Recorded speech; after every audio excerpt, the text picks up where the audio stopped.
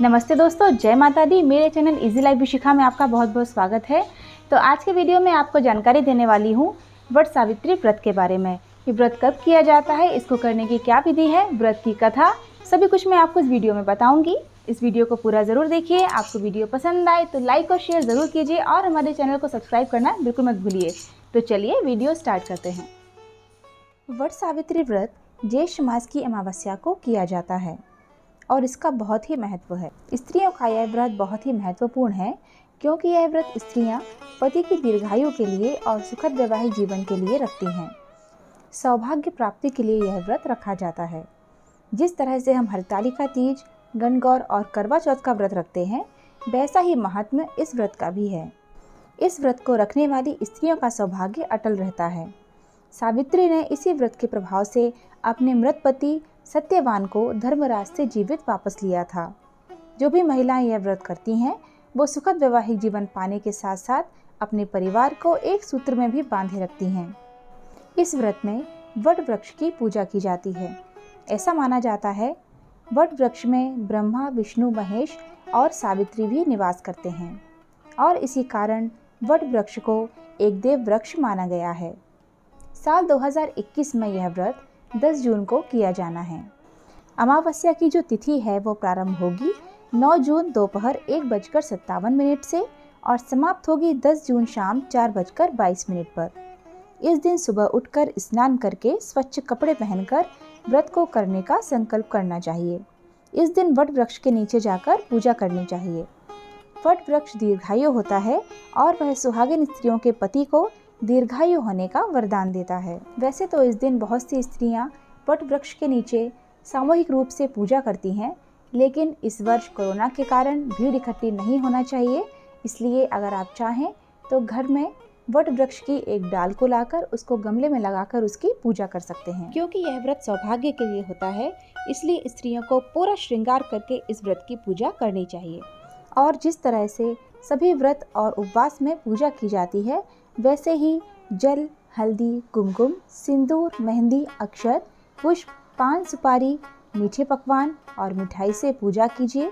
और कच्चे सूत का इस दिन विशेष महत्व होता है। कच्चे सूत से कम 7 और ज़्यादा से ज़्यादा 11, 21, 51, 108 परिक्रमा वट वृक्ष की लगाई जाती हैं। और देसी चनों को पहले से भिगोकर रख दिया जाता है। पूजा में देसी चने अवश्य चढ़ाएं।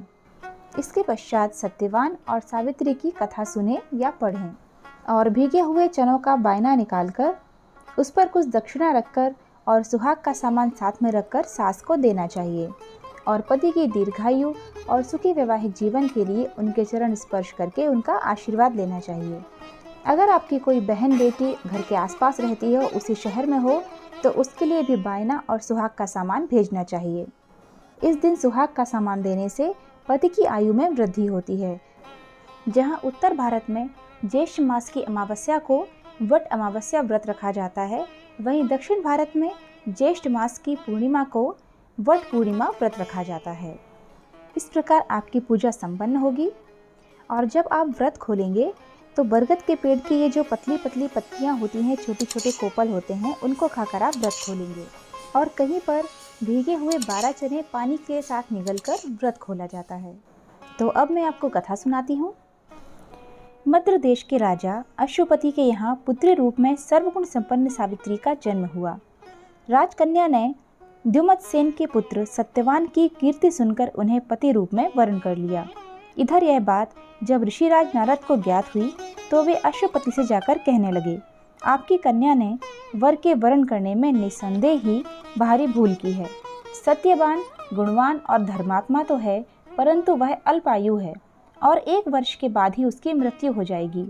नारद की यह बात सुनते ही राजा अश्वपति का चेहरा उदास हो गया। उन्होंने अपनी पुत्री को समझाया कि ऐसे अल्पायु व्यक्ति के साथ विवाह करना उचित नहीं, इसलिए कोई अन्य वर चुन लो। इस पर सावित्री बोली, पिताजी, आर्य कन्याएं अपना पति एक बार ही वरण करती हैं। अब चाहे जो भी हो, मैं सत्यवान को ही वर स्वरूप स्वीकार करूंगी। सावित्री ने नारद से सत्यवान की मृत्यु का समय मालूम कर लिया।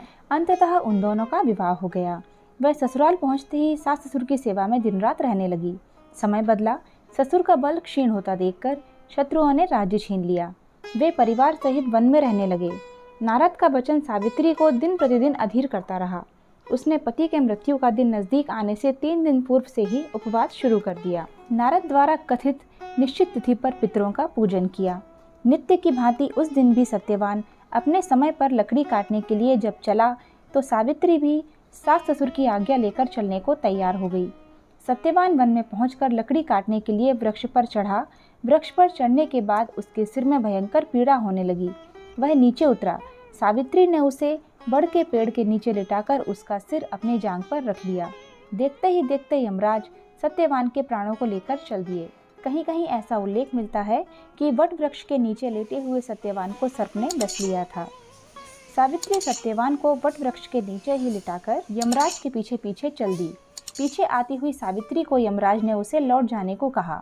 इस पर वह बोली, महाराज, जहाँ पति वहीं पत्नी, यही धर्म है और यही मर्यादा है। यमराज बोले, पति के प्राणों के अतिरिक्त कुछ भी मांग लो।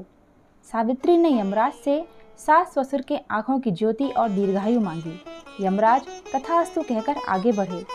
सावित्री फिर भी यमराज का पीछा करती रही। यमराज ने अपने पीछे आती हुई सावित्री को वापस लौट जाने को कहा तो सावित्री बोली, पति के बिना नारी के जीवन की कोई सार्थकता नहीं। यमराज ने सावित्री के पतिव्रत धर्म से खुश होकर पुनः वरदान मांगने के लिए कहा। इस बार उसने अपने श्वशुर का राज्य वापस करने के लिए कहा। तथास्तु कहकर यमराज आगे चल दिए। सावित्री अब भी यमराज के पीछे चलती रही। इस बार सावित्री ने यमराज से 100 पुत्रों की मां बनने का वरदान मांगा। तथास्तु कहकर जब यमराज आगे बढ़े तो सावित्री बोली, आपने मुझे 100 पुत्रों का वरदान दिया है, पर पति के बिना मैं माँ किस प्रकार बन सकती हूँ? अपना यह तीसरा वरदान पूरा कीजिए। सावित्री की धर्मनिष्ठा, ज्ञान, विवेक और पतिव्रत धर्म की बात से प्रसन्न यमराज ने सत्यवान के प्राणों को अपने पाश से स्वतंत्र कर दिया। सावित्री सत्यवान के प्राण को लेकर वट वृक्ष के नीचे पहुंची, जहां सत्यवान का मृत शरीर रखा था। सावित्री ने वट वृक्ष की परिक्रमा की तो सत्यवान जीवित हो उठा। प्रसन्नचित्त सावित्री अपने सास ससुर के पास पहुंची। उन्हें नेत्र ज्योति प्राप्त हो गई थी। इसके बाद उनका खोया हुआ राज्य भी उन्हें मिल गया। तभी से वट वृक्ष की पूजा की जाती है। हे वट देवता, जैसे सावित्री को सुहाग दिया वैसे ही सबको देना। तो दोस्तों, यह थी वट सावित्री व्रत की पूजा विधि और कथा। तो दोस्तों, ये थी आज की पूजा विधि और व्रत कथा। अगर आपको ये वीडियो पसंद आया हो तो प्लीज़ लाइक ज़रूर कीजिएगा और ज़्यादा से ज़्यादा शेयर कीजिएगा और हमारे चैनल को सब्सक्राइब ज़रूर कीजिएगा। फिर मिलते हैं नेक्स्ट वीडियो में। Thanks for watching. जय माता दी।